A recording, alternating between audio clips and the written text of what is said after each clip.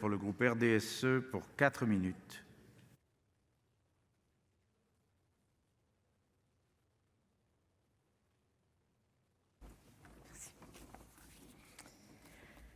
Monsieur le Président, Madame la Ministre, Mesdames et Messieurs les rapporteurs, mes chers collègues, les différents rapporteurs l'ont déjà évoqué, le projet de loi de finances pour 2021 est profondément marqué par la crise sanitaire, économique et sociale que nous vivons depuis le mois de mars. C'est d'autant plus vrai pour cette mission économie qui s'est vue, au sein de ses 3 principaux programmes, alimentée d'une nouvelle action, mesures exceptionnelles dans le cadre de la crise sanitaire. Mais j'y reviendrai. Concernant les programmes de cette mission, il y a plusieurs choses que j'aimerais relever. D'abord, le ralentissement des réductions d'effectifs à la DGCCRF ainsi qu'à la Direction générale des entreprises. Si l'objectif est un recentrage sur le cœur des missions de contrôle de ces organismes, ce recentrage eût été plus conséquent s'il s'était accompagné d'une augmentation d'effectifs. Le but n'étant pas de contrôler pour le plaisir de contrôler et de sanctionner, mais bien de protéger nos petites et moyennes entreprises et de faire respecter la législation en termes de transition écologique. Ensuite, j'aimerais attirer l'attention sur France Très Haut Débit. Lancé en 2013 avec pour objectif de faire une France 100% haut débit à horizon 2022, il a hélas pris du retard et c'est regrettable. Ça l'est d'autant plus que le très haut débit est un enjeu considérable d'attractivité pour les territoires hyper ruraux comme mon département, la Lozère. Le gouvernement, en venant abonder le guichet du réseau des initiatives publiques de 250 millions d'euros, montre qu'il a conscience de ces problématiques.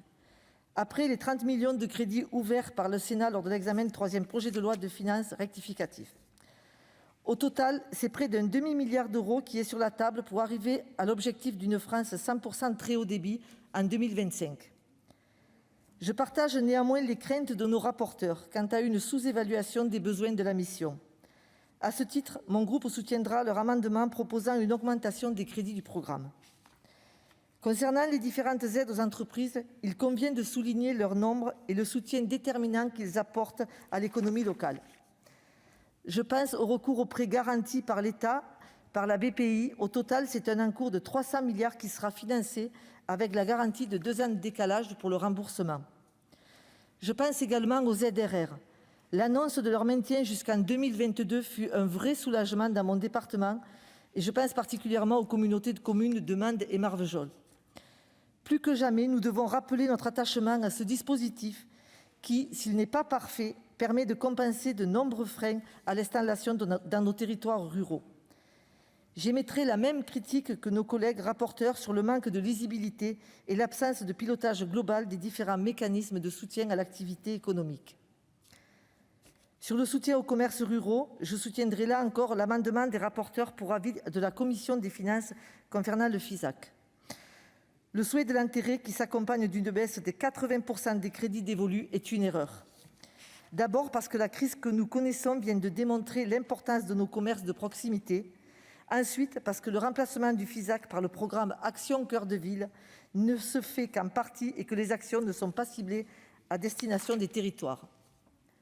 Pour conclure, à l'instar des rapporteurs, nous plaidons pour une plus grande lisibilité, une plus grande coordination des aides à destination des entreprises pour que l'action publique au national sur nos territoires soit davantage simplifiée.